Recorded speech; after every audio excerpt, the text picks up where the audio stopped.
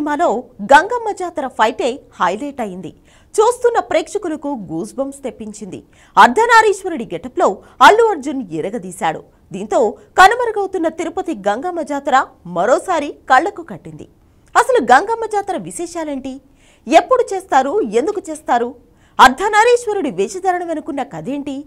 ఈ ప్రశ్నలకు సమాధానం కావాలంటే తిరుపతి గంగమ్మ జాతర గురించి పూర్తిగా తెలుసుకోవాల్సిందే.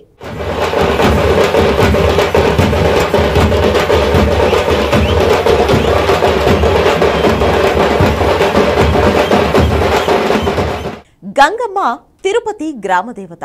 తాతయ్యగుంటలో కొలువైన గంగమ్మ తల్లికి ప్రతి ఏటా మే నెలలో జాతరను వైభవంగా నిర్వహిస్తారు. గంగమ్మ జాతరకు 900 ఏళ్ల చరిత్ర ఉంది. తిరుపతి గ్రామదేవతగా అవతరించిన గంగమ్మను ఏడుకొండల వెంకటేశ్వరుడి చెల్లెలిగా భావించి పూజిస్తారు. జాతర సమయంలో ఒక సంప్రదాయం కూడా ఉంది. దాన్ని ఊరంతా పాటిస్తారు. జాతరకు ముందు ఊరంతా డప్పు వేయిస్తారు. డప్పు వేసినప్పటి నుంచి ఊరి వాళ్లు పొలిమేర దాటరు. అత్యవసర పరిస్థితుల్లో ఊరు దాటినా సాయంత్రంలోగా తిరిగి ఇంటికి చేరుకుంటారు. లేదా ఏదో ఒక అనార్థం జరుగుతుందని తిరుపతి వాసుల వారి నమ్మకం. గంగమ్మ జాతర తిరుపతికే కాదు, రాయలసీమలోని అతిపెద్ద జాతరగా గుర్తింపు పొందింది. తెలంగాణలో బోనాలు ఎంత ప్రత్యేకమో రాయలసీమలో గంగమ్మ జాతర కూడా అంతే ప్రత్యేకం. ఈ జాతరను ఆంధ్రప్రదేశ్ ప్రభుత్వం రాష్ట్ర పండుగగా నిర్వహిస్తోంది. జాతర సమయంలో తిరుమల వెంకటేశ్వరుడు తన సోదరి గంగమ్మకు సారె పంపుతాడు. ఈ ఆచారం తరతరాలుగా వస్తోంది. పుష్ప సినిమాలోని జాతర సీన్లో అల్లు అర్జున్ అర్ధనారీశ్వరుడి గెటప్లో కనిపించినట్లు జాతరలో 5వ రోజున మగవారు మాతంగి వేషం వేస్తారు. చీర కట్టుకుని ఒంటి నిండా నలుగు వేసుకుని గాజులు వేసుకుని జడలో పూలు పెట్టుకుంటారు. జాతరలో ఈ మాతంగి వేషం చాలా విశిష్టమైంది. అమ్మవారిని మొక్కుకుని కోరిన కోరికలు తీరిన తర్వాత ఇలా మగవారు మాతంగి వేషంలో అమ్మవారిని దర్శించుకుని మొక్కు చెల్లించుకుంటారు.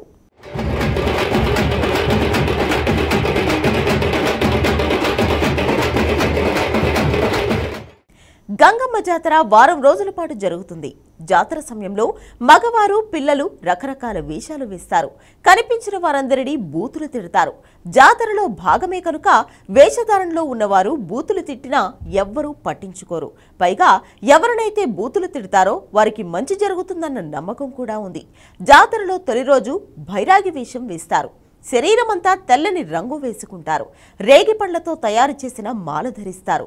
వేపాకులు నడుం చుట్టూ చుట్టుకుంటారు. చేతిలో కూడా వేపాకులు పట్టుకుంటారు. భైరాగి వేషంలో ఇంటి నుంచి కాలినడకన తాతయ్యగుంటలోని గంగమ్మ గుడికి వెళ్లి అమ్మవారిని దర్శించుకుంటారు. అక్కడే మాల వేపాకులు తీసేస్తారు. రెండో రోజు బండ వేషం వేస్తారు. అంటే శరీరమంతా కుంకుమ పూసుకుంటారు. తలకు ఒక రిబ్బను కట్టుకుంటారు. ఆ వేషంతో ఆలయానికి వెళ్లి అమ్మవారి దర్శనం చేసుకుంటారు.